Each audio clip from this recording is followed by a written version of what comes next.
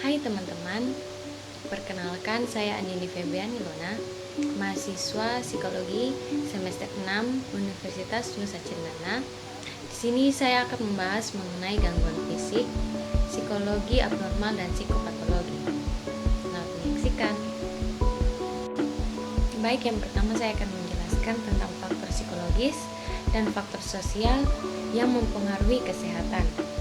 Faktor psikologis yang pertama ada self-esteem. Self-esteem mengacu tentang persepsi seseorang terhadap harga diri.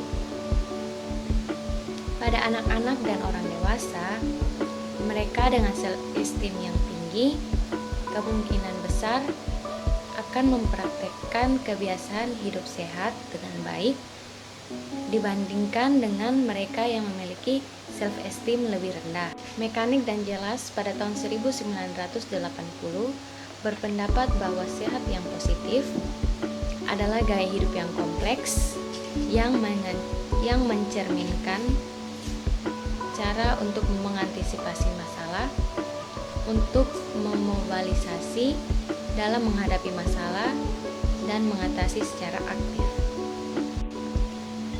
Faktor psikologis yang kedua yaitu health specific self-efficacy. Self-efficacy mengacu pada rasa kontrol atas lingkungan dan perilaku.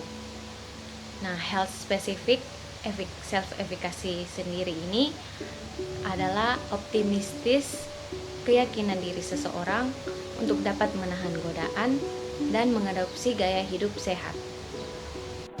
Yang ketiga ada health locus of control, yang adalah sejauh mana seseorang percaya bahwa keyakinan mereka dikendalikan oleh faktor internal atau eksternal.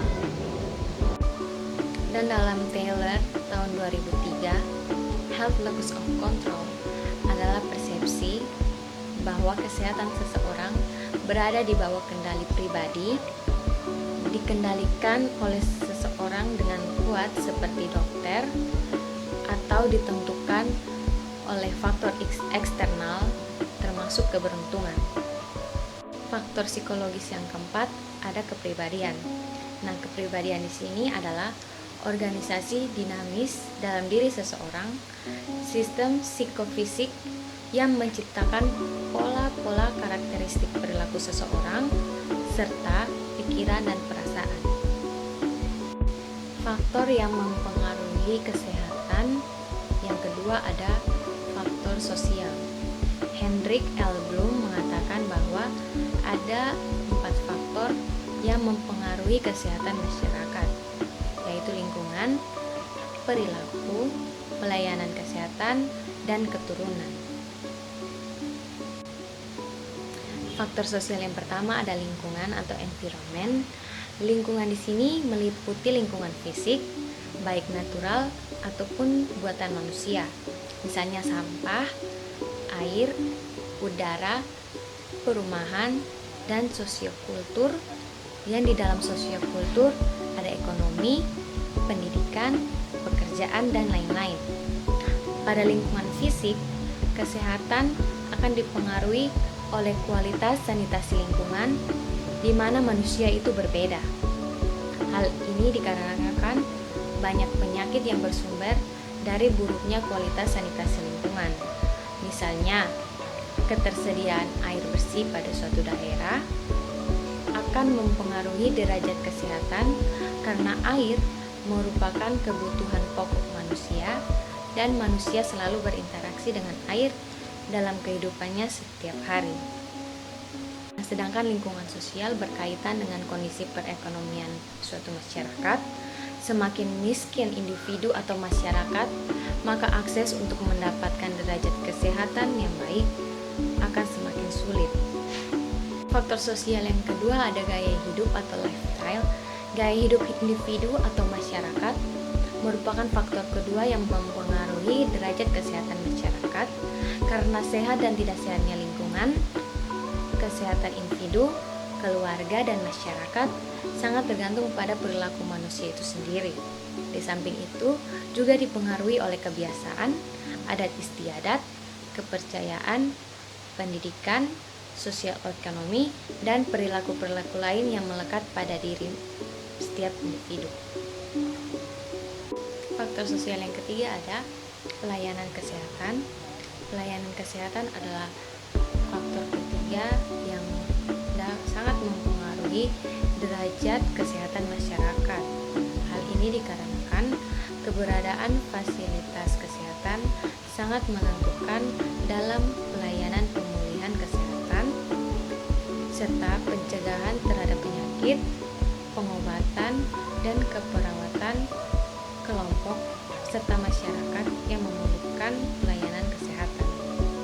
Yang keempat ada keturunan atau heredity.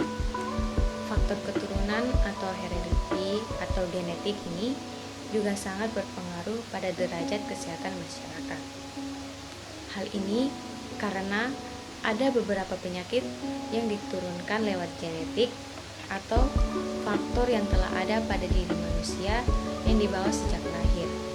Misalnya dari golongan penyakit keturunan antaranya diabetes mellitus, asma bronkial, epilepsi, retardasi mental, hipertensi, dan buta warna. Baik, yang berikutnya saya akan menjelaskan tentang efek psikososial yang berpengaruh pada gangguan fisik. Psikososial merupakan gangguan penilaian kognitif atau penafsiran mental tentang apa yang dipikirkan dan apa yang akan dilakukan. Sederhananya, stres psikososial adalah ketika orang merasakan adanya ancaman sosial dan merasa optimistis tidak dapat memecahkan masalah yang terjadi. Contohnya, stres psikososial dapat mencakup apapun yang diterjemahkan menjadi ancaman terhadap status sosial, termasuk penghargaan sosial, rasa hormat atas penerimaan dalam suatu kelompok. Yang berikutnya ada treatment psikologis untuk gangguan fisik.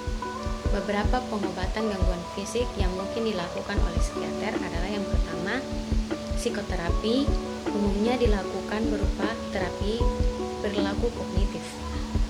Pengobatan ini bertujuan untuk melatih respon mental seseorang terhadap situasi yang berat. Yang kedua ada hipnoterapi, biasanya berdampingan dengan psikoterapi dan efektif untuk mengatasi stres serta kecemasan. Hipnosis pada terapi ini dapat membuat seseorang mampu mengeksplorasi pikiran, perasaan, dan ingatan menyakitkan yang tersembunyi di bawah pikiran sadarnya. Yang ketiga ada obat-obatan. Obat-obatan sendiri tujuannya adalah agar pasien bisa mencegah atau meredakan gejala fisik ketika sedang dilanda stres. Baik, sekian penjelasan saya tentang gangguan fisik. Terima kasih telah menyaksikan.